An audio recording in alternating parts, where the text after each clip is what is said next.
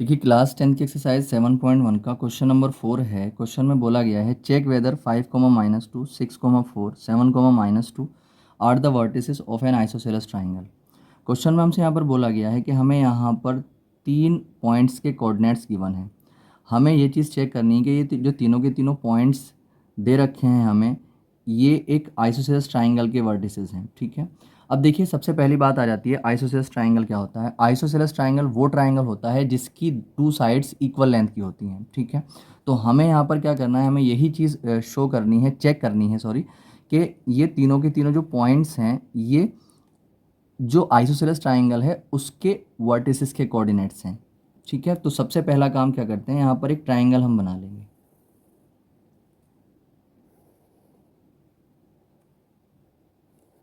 हमने यहाँ पर एक ट्राइंगल बना लिया, इसको मैंने ए ले लिया, इसको मैंने बी और इसको मैंने ले लिया सी। अब ये जो पॉइंट था पहला वाला, इसको मैं ए पर ले लेता हूँ 5, -2, और दूसरे को मैं ले लेता हूँ 6, 4 पर, और तीसरे को ले लेता हूँ 7, -2 पर। ठीक है, तो ये जो इनके वर्टिसेस हैं, इनके कोऑर्डिनेट्स हैं। तो अब हमें चेक क्या करना है, अब हमें ये चेक करना है कि ये जो ए बी सी बन रहा है ये आइसोसेलेस ट्राइंगल है। अगर आइसोसेलेस बन रहा है तो इसकी 2 साइड्स की लेंथ इक्वल आएगी, और अगर आइसोसेलेस नहीं बन रहा तो इसकी 2 साइड्स की लेंथ इक्वल नहीं आएगी। ठीक है, या तो तीनों अलग आएंगी या तीनों की तीनों इक्वल आएंगी। ठीक, तो अब सबसे पहले हम उसको चेक कैसे कर सकते हैं। हम सबसे पहला काम क्या करेंगे, हम ए बी निकालेंगे, यानी कि ए बी की लेंथ निकालेंगे, फिर उसके बाद बी सी की लेंथ निकालेंगे, फिर ए सी की लेंथ निकालेंगे। जब इन सब की लेंथ हमें मालूम हो जाएगी तो ये चीज़ शो हो जाएगी, यानी ये चीज़ मालूम हो जाएगी कि ये आइसोसेलेस है या नहीं। तो हम उसको चेक करने के लिए सबसे पहले यहाँ पर काम करेंगे 4AB, यानी कि AB को निकालेंगे। सबसे पहले AB की लेंथ को निकाल लेते हैं। AB की लेंथ को जब आप निकालोगे तो कौन कौन से पॉइंट काम करेंगे, 5, -2 और 6, 4, ये 2 पॉइंट हमारे पास काम करेंगे। तो यहाँ पर अगर हम देखते हैं ये x1 होता है, पहले वाले पॉइंट का जो x कोऑर्डिनेट होता है उसको x1 बोलते हैं, इसको y1 बोलेंगे। दूसरे पॉइंट का पहला वाला x2 बोलते हैं, ये y2 आ जाएगा। अब हम इन दोनों पॉइंट के बीच की डिस्टेंस को निकालेंगे, यानी कि ए बी की लेंथ को निकालेंगे। तो 2 पॉइंट के बीच की डिस्टेंस निकालो या किसी लाइन की लेंथ निकालो, बात एक ही आ जाती है। ठीक है, तो A B is equal to √x2 - x1 whole square plus y2 - y1 whole square.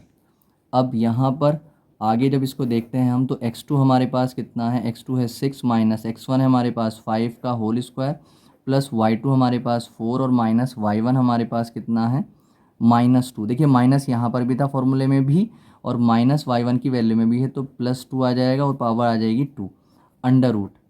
अगर हम यहाँ पर देखते हैं आगे, तो 6 में से 5 चला गया तो 1 बचेगा, 1 के ऊपर पावर 2 प्लस 4 और 2 कितना आ जाएगा 6, 6 के ऊपर पावर 2 अंडर रूट 1 का स्क्वायर 1 और प्लस 6 का स्क्वायर 36। तो हम यहाँ पर देखते हैं अगर, तो जो ए बी आ चुका है वो √37 यूनिट आ चुका है। अब ये 37 रूट से तो बाहर निकल नहीं सकता, तो अब ए बी तो आ चुका है √37 यूनिट। अब हम बात कर लेते हैं बी सी के बारे में। तो जब हम बी सी के बारे में बात करेंगे तो यहाँ पे लिख लेंगे 4BC। तो जब बी सी के लिए काम करेंगे आप, तो कौन कौन सा पॉइंट काम करेगा, 6,4 काम करेगा, और एक 7, -2। तो ये पता है आपको, ये x1 है, ये y1 है, ये x2 है और ये y2 है। जब यहाँ पर आप BC निकालेंगे तो BC is equal to √x2 - x1 whole square plus y2 - y1 whole square.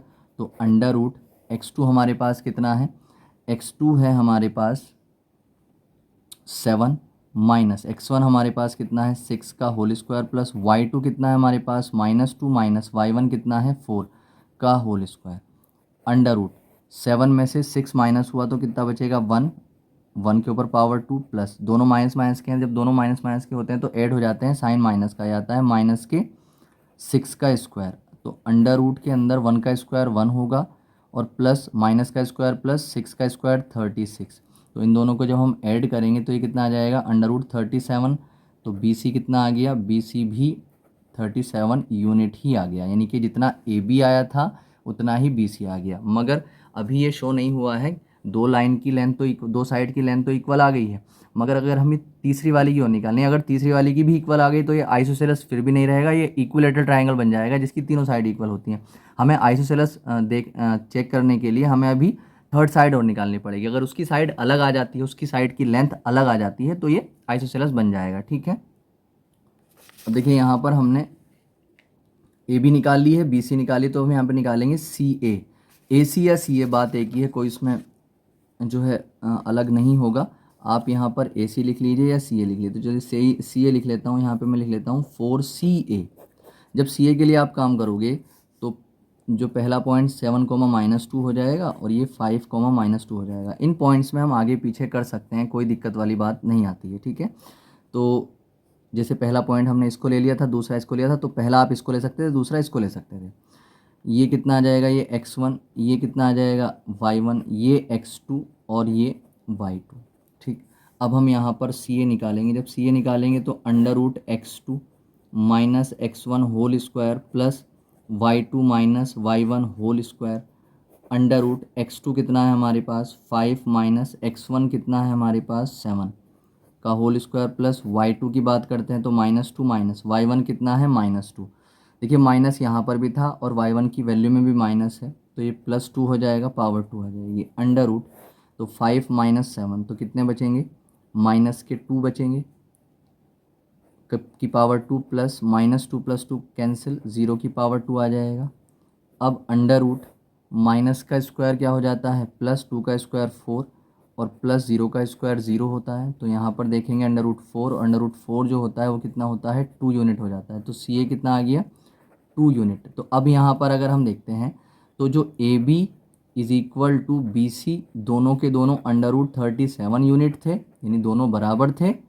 और जो सी ए था थर्ड वाली साइड वो 2 यूनिट थी। ठीक है, तो 2 साइड्स आर इक्वल, तो 2 साइड्स इक्वल हैं और एक साइड अलग है, इसकी अलग लेंथ की है, तो इसलिए क्या हो जाएगा, इसलिए